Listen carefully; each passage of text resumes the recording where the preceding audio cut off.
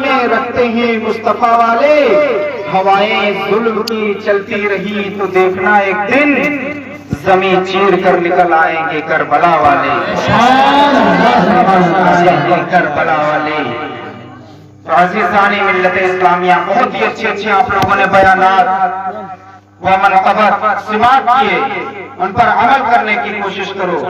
بس میں آپ کے سامنے ذکر کے متعلق، یعنی ہم اور آپ یہ ذکر کرتے ہیں تو اس کا کیا فائدہ ہوتا ہے؟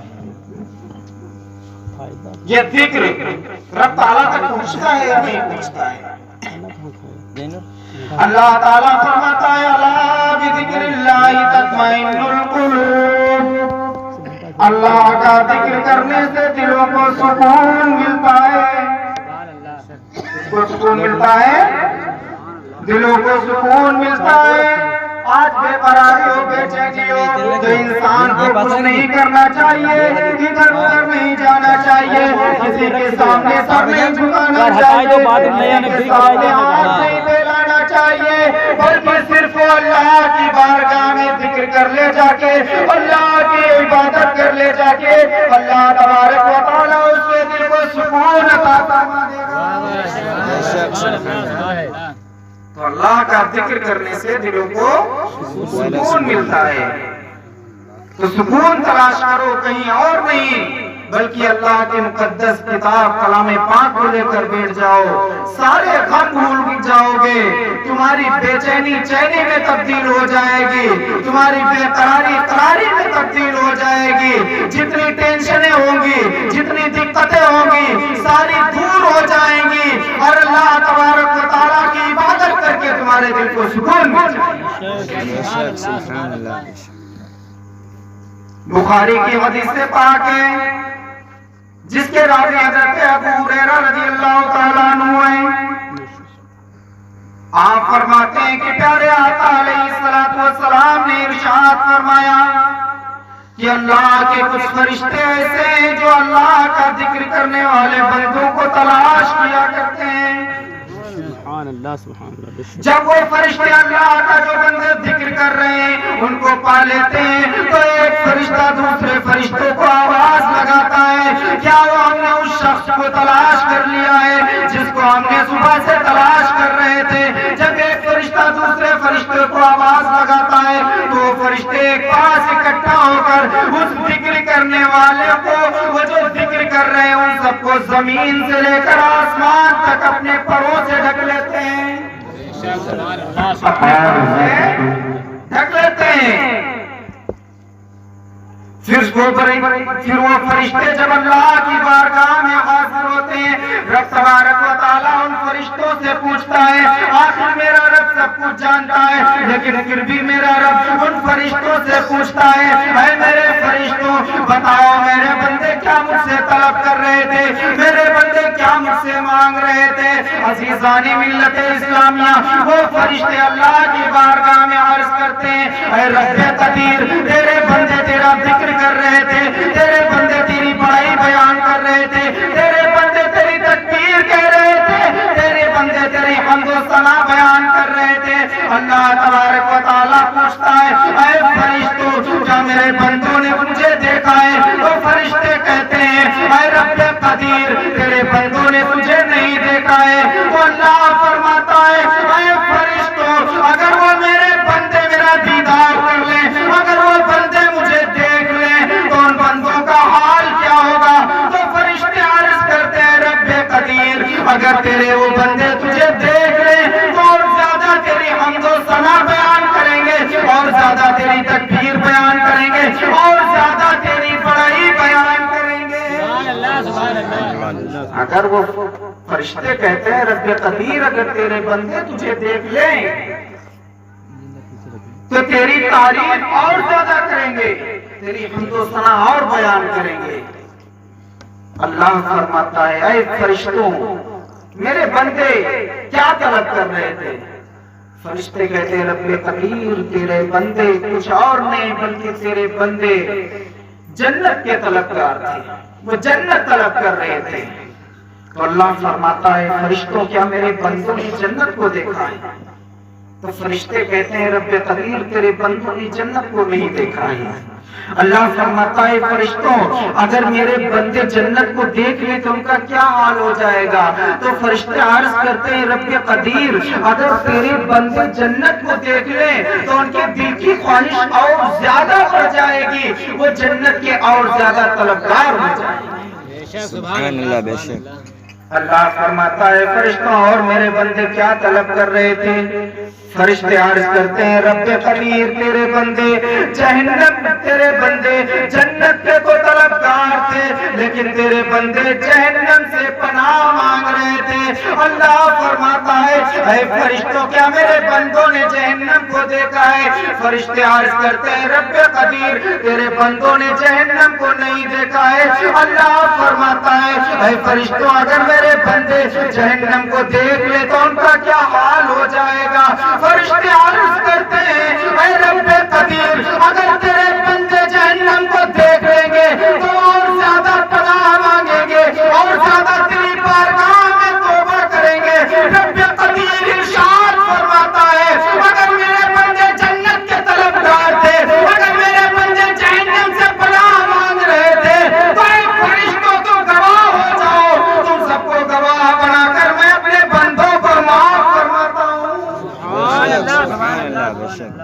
اے فرشتوں میں تم کو گواہ بنا کر اپنے ان بندوں کو معاف فرماتا ہوں، ان کو بخش دیتا ہوں۔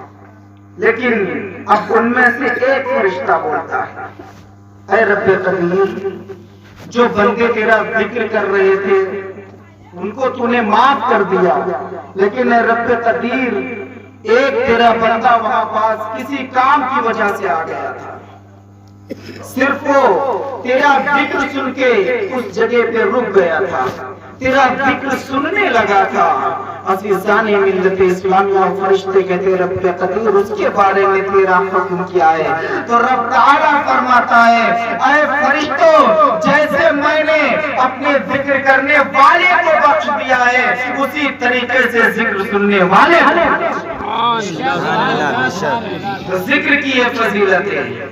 میلاد کرو، اس میں جو ذکر ہوتا ہے اس ذکر کو سنو، کیونکہ اس میں ہم عمل کر لیں گے اگر اس پر تو اللہ تبارک و تعالیٰ ذکر کرنے والوں کو بھی بخش دے گا اور ذکر سننے والوں کو بھی بخش دے گا۔ لیکن جو انسان ذکر سے غافل ہو جاتا ہے، ذکر نہیں کرتا ہے، ذکر سے دور رہتا ہے، اس کا حال کیا ہوتا ہے؟ عزیزان ملت اسلامیہ بس یہی واقعہ آپ کے سامنے پیش کر کے گزر جاؤں گا۔ حضرت خواجہ جنید بغدادی ہیں، آپ کی بارگاہ میں آپ کے ایک مرید نے ایک پرندہ تحفے کے طور پہ عنایت کیا۔ حضرت خواجہ جنید بغدادی نے اس پرندے کو قبول کر لیا، ایک دو دن اپنے پاس میں رکھا، پنجرے میں بند کر دیا، لیکن کچھ دنوں کے بعد میں اس پرندے کو آپ آزاد کر دیتے ہیں۔ عزیزان ملت اسلامیہ اب یہ ماجرا سمجھ میں نہیں آیا، آپ کے دیگر مریدوں نے آپ کی بارگاہ میں حاضر ہو کر عرض کیا حضور مجھے ذرا یہ بتائیے کہ فلاں مرید نے آپ کو جو پرندہ تحفے کے طور پہ عطا کیا تھا آپ نے اسے قبول کر لیا تھا، لیکن حضور 2-4 دنوں کے بعد میں آپ نے اس پرندے کو آزاد کیوں کر دیا، اسے چھوڑ کیوں دیا؟ حضرت خواجہ جنید بغدادی رضی اللہ تعالیٰ عنہ فرماتے ہیں اے میرے مریدوں سنو سنو، میں نے کسی اور وجہ سے نہیں چھوڑا ہے بلکہ میں نے اس پرندے کو صرف اس وجہ سے آزاد کر دیا ہے کہ وہ پرندہ جب پنجرے کے اندر قید تھا تو اس نے مجھ سے مخاطب ہو کر کہا اے جنید بغدادی واہ کیا بات ہے، تم اپنے روزگار دوستوں سے ملاقات کرتے ہو اور مجھے پنجرے میں قید کر رہا ہے۔ پرندے نے کہا کہ جنید بغدادی اپنے دوستوں سے اپنے احباب و اقارب سے روز ملاقات کرتے ہو لیکن تم نے مجھے قید کیوں کر رکھا ہے، مجھے قید خانے میں بند کیوں رکھا ہے؟ حضرت خواجہ جنید بغدادی فرماتے ہیں مجھے اس پرندے کے اوپر رحم آ گیا، میں نے اس پرندے کو آزاد کر دیا، میں نے اس پرندے کو چھوڑ دیا۔ لیکن حضرت خواجہ جنید بغدادی فرماتے ہیں اے لوگوں سنو، وہ پرندہ ضرور تھا لیکن وہ جاتے جاتے ایک بات کہہ کر گیا تھا۔ لوگوں نے کہا حضور فرمائیے وہ کیا بات کہہ کر گیا تھا پرندہ؟ تو حضرت خواجہ جنید بغدادی فرماتے ہیں کہ اے لوگوں سنو، وہ پرندہ اڑ رہا تھا اور یہ کہتے ہوئے جا رہا تھا اے جنید بغدادی میں آج قید کیا گیا ہوں، کسی اور وجہ سے نہیں قید کیا گیا ہوں بلکہ اس وجہ سے قید کیا گیا ہوں کہ میں نے صرف ایک دن اللہ کے ذکر سے غافل ہو گیا تھا۔ اللہ تعالیٰ نے مجھے یہ سزا دے دیا کہ میں 2-4 دنوں کے لیے پنجرے کے اندر قید کر دیا گیا۔ اے جنید بغدادی یہ بات سن لو، چاہے وہ انسان ہو، چاہے حیوان ہو، چرندو پرند ہو، چاہے وہ کوئی بھی ہو، اگر وہ اللہ کے ذکر سے غافل ہو جاتا ہے تو اللہ تبارک و تعالیٰ اس کو کسی نہ کسی سزا یا پریشانی میں مبتلا۔ جب بھی انسان اللہ کے ذکر سے غافل ہوتا ہے، یہ کوئی اور نہیں، یہ پرندہ باتیں کر جا رہا ہے۔ عزیزان ملت اسلامی، آج اللہ نے ہم اور آپ سے ذکر کی آواز کو انسانوں سے چھپا لیا ہے۔ اگر اللہ تبارک و تعالی ذکر کی آواز کو بلند کر دے تو آج ہمارے مکانوں میں جو اینٹ لگی ہوئی ہے، ہم جس برتن میں پانی پیتے ہیں، جس برتن میں کھانا کھاتے ہیں، جو رزق کھاتے ہیں، جو چیز کھا پی رہے ہیں، وہ ہر ایک چیز اللہ کا ذکر کرتے ہوئے نظر آئے۔ تو کھانے کو ترس جاؤ گے، پینے کو ترس جاؤ گے، یہ رب کا بہت بڑا احسان ہے، یہ اس کا فضل ہے کہ اس نے تمہارا پیٹ بھرنے کے لیے اپنے ذکر کی آواز کو بلند نہیں بلکہ چھپا لیا۔ لیکن عزیزان ملت اسلامیہ، ہم اور آپ کو اللہ تعالیٰ نے زبان عطا فرمائی ہے، ذکر کرنے کی قوت بخشی ہے، تو ہم اور آپ کو چاہیے کہ اللہ تبارک و تعالیٰ کا ذکر کرتے رہیں۔ عزیزان ملت اسلامیہ، حضرت جنید بغدادی رضی اللہ تعالیٰ عنہ نے جب اتنا کہا کہ وہ پرندہ یہ کہہ کر کے گیا تھا، اس کے بعد میں روایت میں آیا ہے کہ جب حضرت خواجہ جنید بغدادی رضی اللہ تعالیٰ عنہ کا وصال ہوا جس دن، اس سے قبل لوگوں نے یہ دیکھا کہ حضرت خواجہ جنید بغدادی جس دسترخوان کے اوپر کھانا کھایا کرتے تھے، اس وقت وہ پرندہ آ کر آپ کے دسترخوان سے دانا چنا کرتا تھا۔ جس دن آپ کا وصال ہوتا ہے، آسمان سے زمین کے اوپر گر کے وہ پرندہ بھی زمین کے اوپر تڑپ تڑپ کر جان دے دیتا ہے۔ آپ کے وصال کے کچھ دنوں کے بعد ایک آپ کے مرید نے آپ کو خواب میں دیکھتا ہے اور آپ سے پوچھتا ہے کہ اللہ تبارک و تعالیٰ نے آپ کے ساتھ کیسا سلوک کیا؟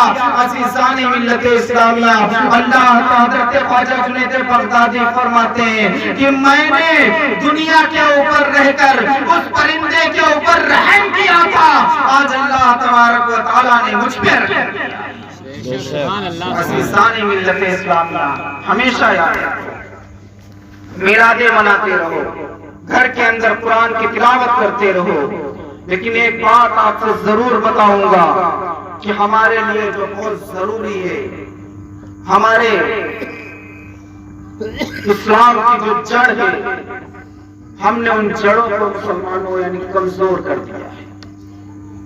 جیسے آپ اگر مکان بنا رہے ہیں، مکان کی اگر بنیاد آپ ڈالتے ہیں، جسے نیو بولتے ہیں، وہ اگر ہم کمزور کر دیں گے تو اس کے اوپر ہم صرف اور صرف وہی جو کچھ مکان اٹھا لیں 2-4 منزلہ نہیں اٹھا سکتے، اس لیے کہ وہ نیچے سے کمزور ہے۔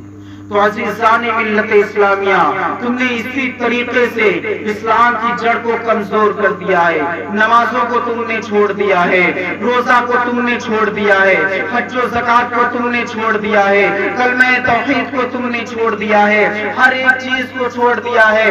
آج جو ہماری ماں اور بہنیں قرآن کی تلاوت کرتی تھی، آج صبح اٹھ کر وہ اپنے بچوں کو گالیاں دے رہی ہیں۔ آج ہماری ماں اور بہنیں جو صبح فجر کی نماز پڑھ کے کھانا بناتی جاتی تھی آج وہ صبح 9 بجے سو کر اٹھ رہی ہے. تو عزیزان ملت اسلامیہ یہ سب کرنے سے مسلمانوں گھر کی برکتیں دور ہوتی ہیں.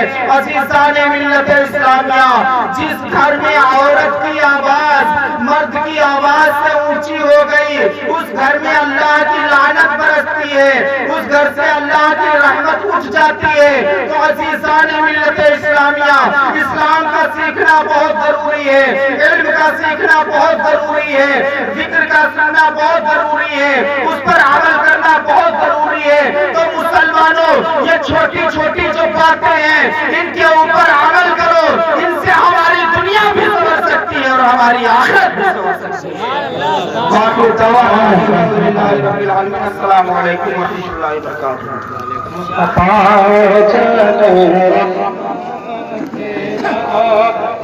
چلو